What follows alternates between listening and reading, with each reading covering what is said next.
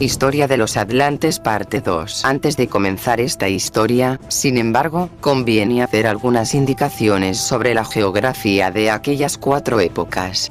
El primer mapa representa la superficie de la Tierra tal como era hace 1 millón de años, cuando la raza Atlante estaba en su apogeo, antes de la primera gran sumersión, acaecida 800.000 años. El continente de la Atlántida, como puede observarse, se extendía desde un punto, algunos grados al este de Islandia, hasta poco más o menos el sitio que hoy ocupa Río de Janeiro, en la América del Sur. Desde Texas, cuyo territorio comprendía, así como el Golfo Mexicano y los estados meridionales y orientales de América hasta el Labrador inclusive, se alargaba a través del océano hasta las Islas Británicas, Escocia e Irlanda y una pequeña porción del norte de Inglaterra formaban uno de sus promontorios, mientras sus tierras ecuatoriales abarcaban el Brasil y toda la extensión del océano hasta la Costa de Oro, en África. Se ven también en este mapa fragmentos diseminados de los que un día habían de ser continentes de Europa, África y América, así como los restos de un continente todavía más antiguo y en otro tiempo grandemente extendido, el de Lemuria.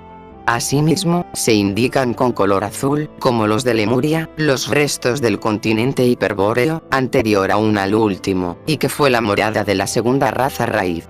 Según se verá por el segundo mapa, la catástrofe de hace 800.000 años operó grandes cambios en la distribución de tierras en el globo. El gran continente aparece despojado de sus regiones septentrionales, y el resto quedó roto. El continente americano, entonces en vías de crecimiento, está separado por un brazo de mar de su tronco, el continente Atlante, y ya este no comprende tierra alguna de las que hoy existen, sino que ocupa gran extensión del Atlántico, desde los 50 grados de latitud norte, hasta unos pocos grados al sur del Ecuador. Los hundimientos y elevaciones en otras partes del globo habían sido también considerables. Las Islas Británicas, por ejemplo, forman ya parte de una inmensa isla que abraza también la península escandinava, el norte de Francia, todos los mares comprendidos entre estos territorios, y alguna parte de los mares exteriores. Las dimensiones de los restos de Lemuria han disminuido, mientras que Europa, África y América han aumentado en extensión. El tercer mapa muestra los resultados de la catástrofe de hace cerca de 200.000 años. Con excepción de los rompimientos en los continentes Atlántico y Americano, y de la inmersión del Egipto, se observará de cuán menor importancia, relativamente, fueron los hundimientos y elevaciones de terrenos en esta época. Y ciertamente el hecho de que esta catástrofe no ha sido considerada siempre como una de las grandes, aparece bien claro de la cita que hemos hecho del libro sagrado de los guatemaltecos, donde solo se menciona 3 de aquel grado. Sin embargo, la isla escandinava aparece ya unida al continente. La Atlántida se ha partido en 2 islas, las cuales llevaron los nombres de Ruta y Daitia. Los efectos estupendos de la convulsión acaecida hace 80.000 años, están de manifiesto en el cuarto mapa. Daitia, la más pequeña y meridional de las 2 islas susodichas, ha desaparecido casi del todo, y de Ruta queda solamente la isla relativamente pequeña de Poseidón. Este mapa fue hecho hace 72.000 años, y representa sin duda con exactitud la superficie terrestre. Desde este periodo acaecieron menores mudanzas. Nótese que los contornos terrestres habían comenzado entonces a tomar, en general, la apariencia que hoy día tienen, aunque las islas británicas estaban aún unidas al continente europeo, el mar Báltico no existía, y el desierto de Sahara formaba parte del lecho del océano. Las subrazas atlantes. Los nombres de las diferentes subrazas son Remoal, Dlavabli, Tolteca, Turandia primitiva, Semita originaria, Acadia, Mongola. El período representado por el mapa número 1 manifiesta la superficie terrestre según existía hace 1 millón de años. Pero la raza Remoal nació hace de 4 a 5 millones de años, período en el cual existían aún extensas porciones del gran continente meridional de Lemuria, mientras que la Atlántida no había adquirido las proporciones que íntimamente alcanzó. En un promontorio de esta tierra de Lemuria surgió la raza Remoal.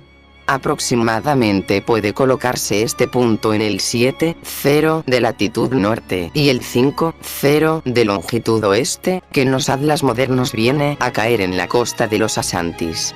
Era aquel un país cálido y húmedo, y allí vivían, en pantanosos cañaverales y en bosques sombríos, enormes animales antediluvianos. Los restos fósiles de aquellas plantas se encuentran hoy en los yacimientos huyeros. Los rimuales eran una raza oscura de color de caoba. Su talla en los primitivos tiempos era de 10 a 12 pies, talla de verdaderos gigantes. Pero andando el tiempo, disminuyó gradualmente, como sucedió a todas las demás razas a su vez, y por último, quedó reducida a la estatura del hombre de Furfoz. Últimamente, emigraron a las costas meridionales de la Atlántida, donde sostuvieron continuas guerras con las subrazas sexta y séptima de los lemures que habitaban aquel país. Los Dlavadlis o segunda subraza, tuvieron origen en una isla situada a corta distancia de la costa occidental de la Atlántida. Este sitio está marcado en el primer mapa con el número 2. De allí se extendieron a la Atlántida, ocupando las regiones centrales, y gradualmente subieron al norte, hacia las costas que caían frente a la Groenlandia.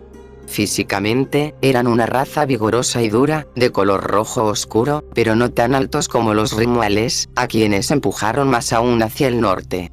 La raza tolteca, o tercera subraza. Esta representó un gran desarrollo en el tipo humano. Imperó sobre todo el continente de la Atlántida por miles de años, con gran poderío y gloria, y tan dominante y bien dotada de vitalidad fue esta raza, que sus mezclas con las siguientes subrazas no pudieron modificar el tipo, que permaneció siempre esencialmente tolteca. Cientos y miles de años más tarde, encontramos una de sus más remotas ramificaciones, gobernando de un modo grandioso en México y el Perú, muchos siglos antes de que sus degenerados descendientes fuesen conquistados por las feroces tribus aztecas, procedentes del norte. El color de esta raza era también rojo oscuro, pero era aún más roja o más cobriza que los Dlavadlis. Tenían también talla de gigantes, midiendo por término medio 8 pies de altura, en el período de su supremacía, pero menguaron como todas las razas, hasta llegar a la estatura corriente. La subraza cuarta, o Turania, tuvo su origen a la banda oriental del continente, y al sur del país montañoso habitado por el pueblo Dlavadli. Este lugar está marcado con el número 4 en el primer mapa. Los turianos fueron colonizadores desde sus primeros tiempos, y emigraron en gran número a las tierras que se extendían al este de la Atlántida. Nunca fue esta una raza dominadora en su propio continente, aunque algunas de sus tribus y familias llegaron a ser muy poderosas. Las grandes regiones centrales del continente, situadas al oeste y al mediodía del país montañoso de los Dlavadlis, fueron su morada propia, aunque no exclusiva, pues compartieron estas tierras con los toltecas. Los semitas primitivos, o quinta subraza, los etnólogos se han visto algo confusos, cosa muy natural si se considera lo insuficiente de los datos que han podido tener a mano.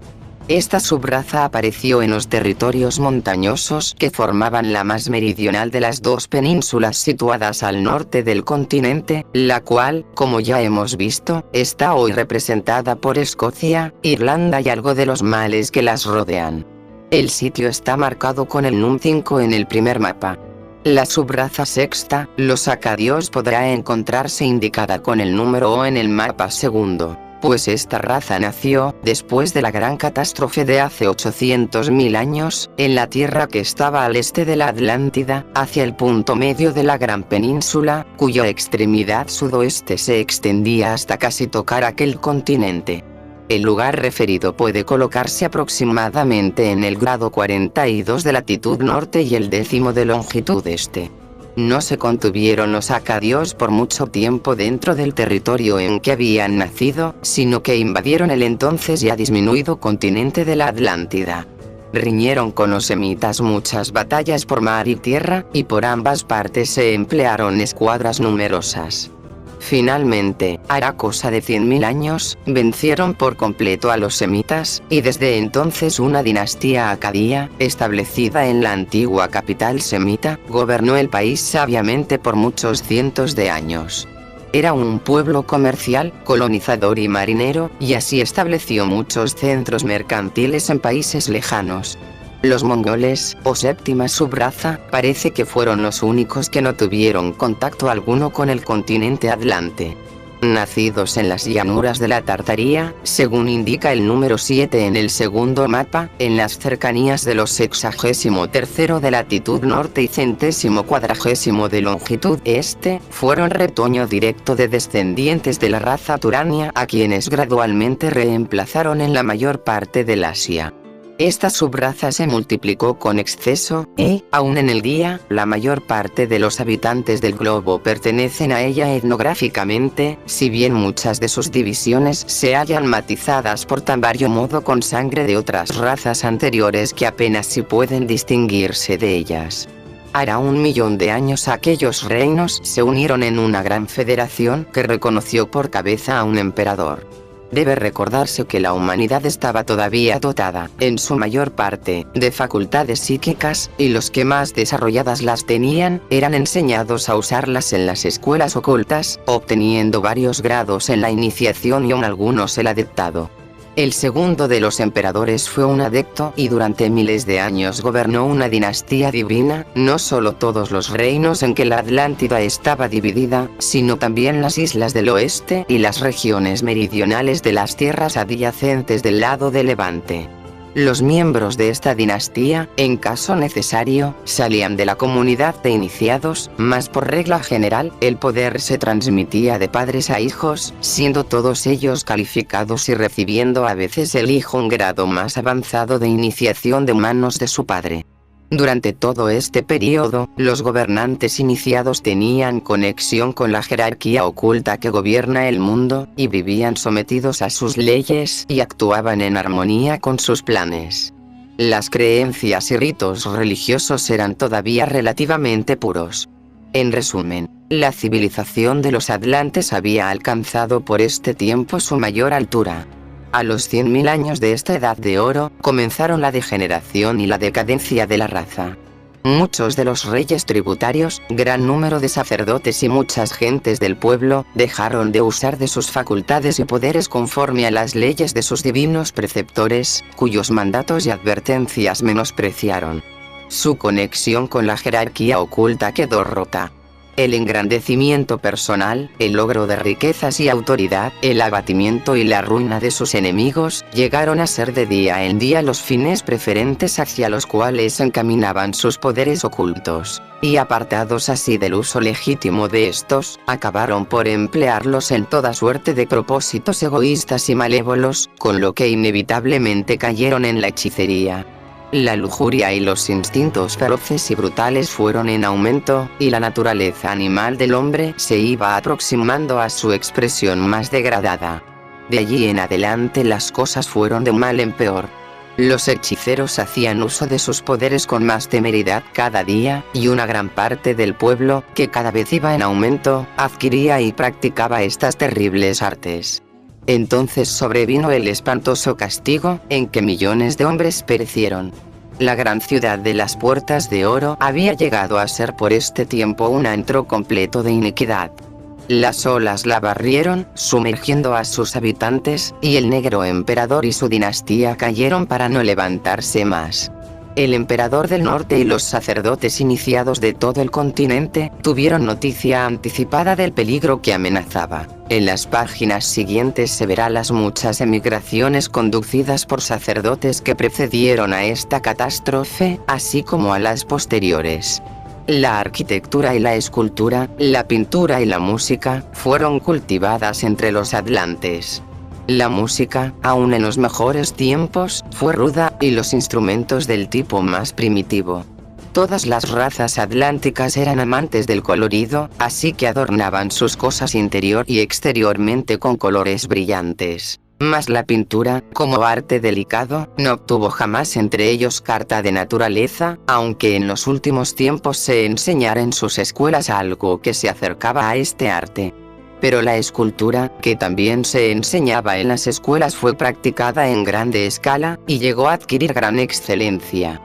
Como veremos más tarde, al tratar de la religión, vino a ser costumbre de todos los que podían permitírsela, el colocar en algún templo su propia imagen.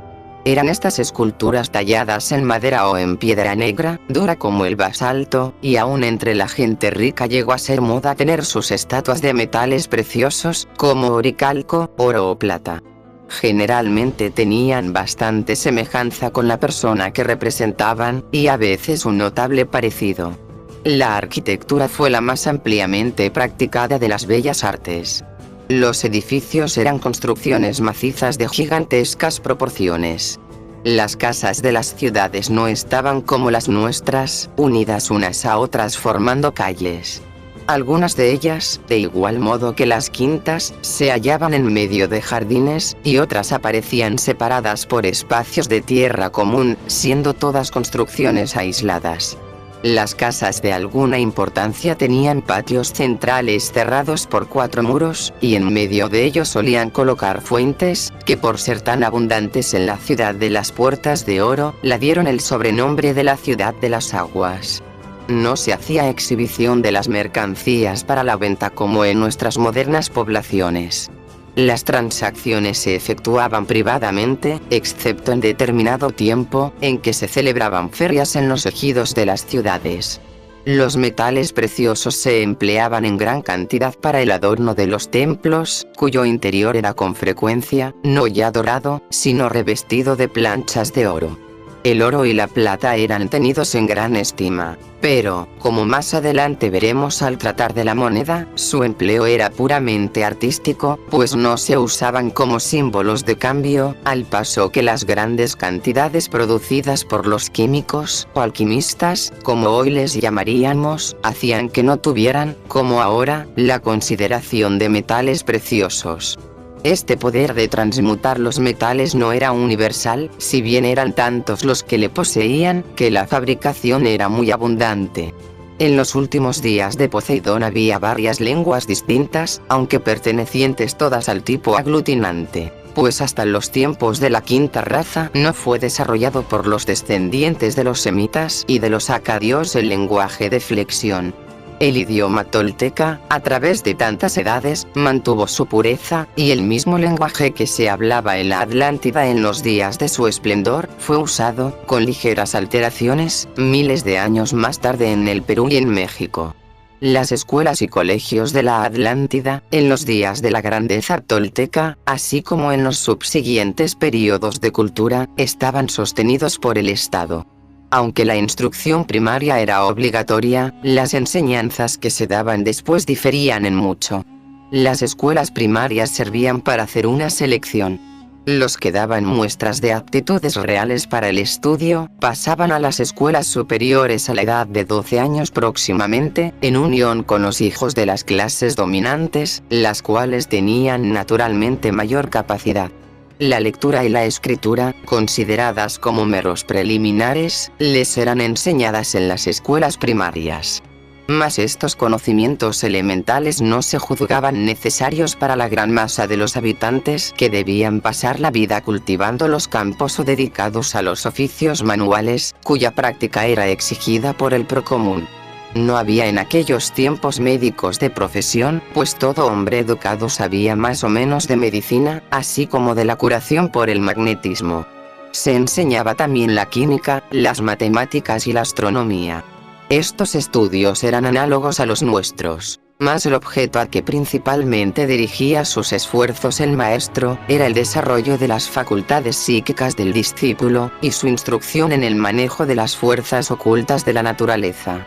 Habitaban también en compañía del hombre grandes animales parecidos al gato, y otros semejantes al lobo que fueron los antecesores del perro. Indudablemente hubo tanta variedad en las costumbres y hábitos de los atlantes en las diferentes épocas de su historia, como la ha habido entre las diversas naciones que constituyen nuestra raza aria, y esto sin referirnos a las modas fluctuantes de los siglos, de las cuales prescindimos. La poligamia prevaleció en diferentes épocas, en todas las subrazas, pero en los días de los toltecas, aunque la ley permitía 2 esposas, gran número de hombres solo tenían una. Tampoco eran las mujeres consideradas, según sucede actualmente en los países en donde se sostiene la poligamia, como inferiores al hombre, ni estaban esclavizadas en lo más mínimo, sino que su posición era completamente igual a la del hombre, al paso que las aptitudes que muchas de ellas desplegaban en la adquisición del poder del vril las hacía en absoluto iguales, sino superiores al otro sexo. Esta igualdad era reconocida desde la infancia, y en las escuelas o colegios no había separación de sexos. Niños y niñas aprendían juntos. Era también regla general, y no una excepción, que reinara la más completa armonía en las familias dobles, y las madres enseñaban a sus hijos a amar igualmente a las esposas de su padre. Tampoco estaba prohibido a las mujeres tomar parte en el gobierno. Algunas veces tenían asiento en los consejos, y en ocasiones eran elegidas por el adecto emperador para representarle en las diversas provincias como soberanos locales. Los utensilios de escribir de los atlantes consistían en delgadas hojas de metal, en cuya superficie blanca y pulida como la porcelana, escribían las palabras. También sabían reproducir lo escrito, colocando sobre la hoja otra plancha delgada, humedecida previamente con un líquido especial. El texto copiado en la segunda plancha podía reproducirse, cuando se quería, en otras hojas, y uniendo estas en gran número, constituían un libro. Los mares y los ríos les proporcionaban pescados, cuya carne comían, generalmente rechazaban la carne de los animales, cultivaban en grande escala diferentes granos con los que hacían pan y bollos. También tenían leche, frutas y legumbres. Se recordará que la población había aumentado constantemente, y que bajo el gobierno de los adeptos emperadores habían alcanzado la elevadísima cifra antes mencionada. Sin embargo, la pobreza y la necesidad eran estados que ni aún se soñaban en aquellos tiempos, y este bienestar social era indudablemente debido, en parte, al sistema terrateniente. No solo pertenecían al emperador todas las tierras y sus productos, sino también todos los ganados. El país estaba dividido en diferentes provincias o distritos, cada uno de los cuales tenía a su frente uno de los reyes subalternos o virreyes, nombrados por el emperador. Cada uno de estos virreyes era responsable del gobierno y bienestar de todos los habitantes que estaban bajo su mando. La labranza de las tierras, la recolección de las cosechas y los pastos de los ganados, estaban dentro de la esfera de su inspección, así como la dirección de los experimentos agrícolas en que ya nos hemos ocupado. Cada virrey se hallaba rodeado de cierto número de consejeros y coadjutores, los cuales tenían, entre otros deberes, el de estar bien versados en astronomía, que no era en aquellos días una ciencia estéril. Se estudiaban y utilizaban las influencias ocultas sobre plantas y animales. Igualmente, no era raro el poder de producir la lluvia a voluntad, así como más de una vez se neutralizó, en parte, los efectos de una época glacial en las regiones del norte del continente, por medio de la ciencia oculta. En los últimos días de Poseidón, habían sido ya generalmente reemplazados por el sistema de la propiedad individual que nos es conocida. La adoración del sol y del fuego se convirtió entonces en culto, para cuya celebración se erigieron magníficos templos en toda la extensión del continente atlante, pero más especialmente en la gran ciudad de las Puertas de Oro, estando su servicio a cargo de sacerdotes que el Estado nombraba con este objeto.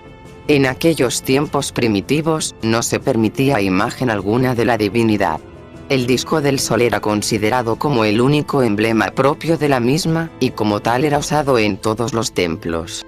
Generalmente se colocaba un disco de oro de modo que recogiese los primeros rayos del sol naciente, en el equinoccio de primavera o en el solsticio de verano. Pero entre las filas del sacerdocio se conocían y guardaban otros símbolos de significación mucho más profunda y real. Uno de estos era el concepto de una trinidad en la unidad.